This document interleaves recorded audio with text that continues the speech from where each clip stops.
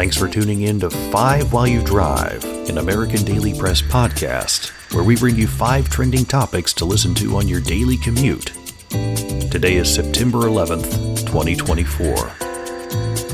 A clarification from the last episode: I had the date wrong for the presidential debate, which took place yesterday on the 10th, not the 9th, as I mentioned on Monday. I guess I was anxious to see Donald Trump and Kamala Harris finally get together for a debate. And now that it's happened, did it live up to the hype? At the very least, it was entertaining, but here's what went down. In what appeared to be a somewhat biased event, Trump and Harris sparred on several topics, including the economy, tariffs, abortion, immigration, flip-flops, not the shoes, democracy, the 2020 election, Israel, Ukraine, the withdrawal from Afghanistan, race, healthcare, and finally, the climate. Those muted mics we were promised didn't happen. ABC was more than happy to just let the candidates talk.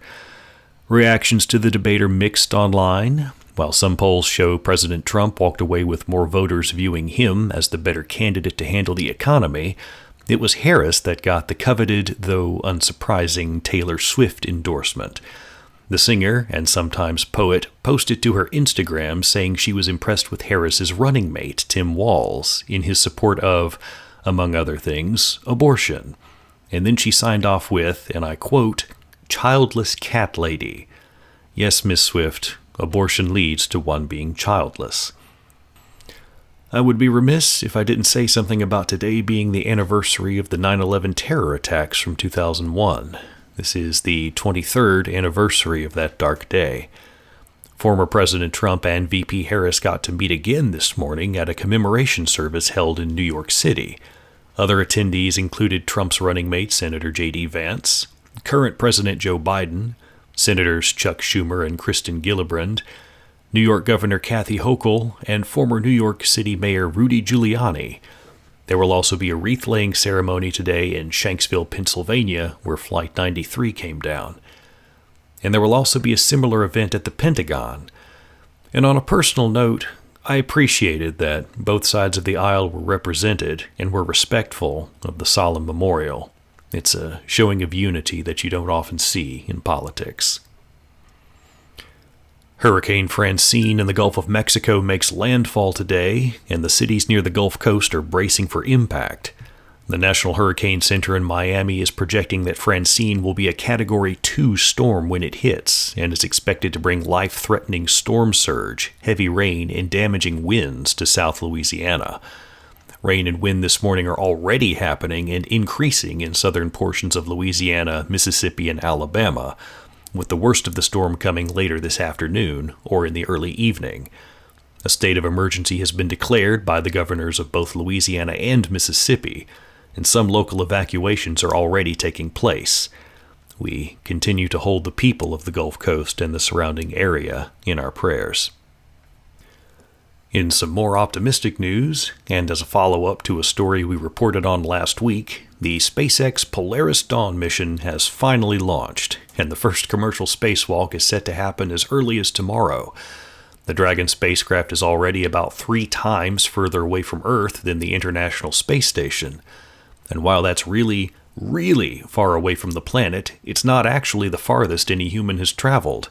That record was set, though not necessarily intentionally, by the Apollo 13 crew in 1970 when they looped around the moon during their emergency return to Earth. The Dragon capsule crew will take measurements on themselves as they deal with both decompression sickness and whatever health effects they might experience from the Van Allen radiation belt, and I'm not terribly sure that sounds like it would be any fun. But they will at least look really cool doing it in their special SpaceX EVA suits with heads-up displays and helmet cameras. Finally, we'd like to pay tribute now to the late James Earl Jones, who passed away on Monday at the age of 93. Jones had a 70-year career in acting and is one of the few actors to have received the coveted EGOT, that is, an Emmy, a Grammy, an Oscar, and a Tony. Many fans will remember him as the voice of such characters as Darth Vader and Mufasa. He also starred in such films as Field of Dreams and The Hunt for Red October. He was also a strong Christian, converting to Catholicism as a young man. He once said, quote, "Perhaps my greatest honor came when I was asked to read the New Testament on tape," end quote. Some of us are still old enough to remember tapes. But for those of you that will miss his voice, I have good news for you. His voice will live on through AI, which is at once amazing and horrifying. A company called Respeecher did an official clone of Jones's voice with his permission. What you're hearing now is something that fans created using open source tools. Thanks for tuning in to 5 While You Drive. We hope you enjoyed your stay. If you like what you heard, give us a follow on X or visit AmericanDailyPress.com.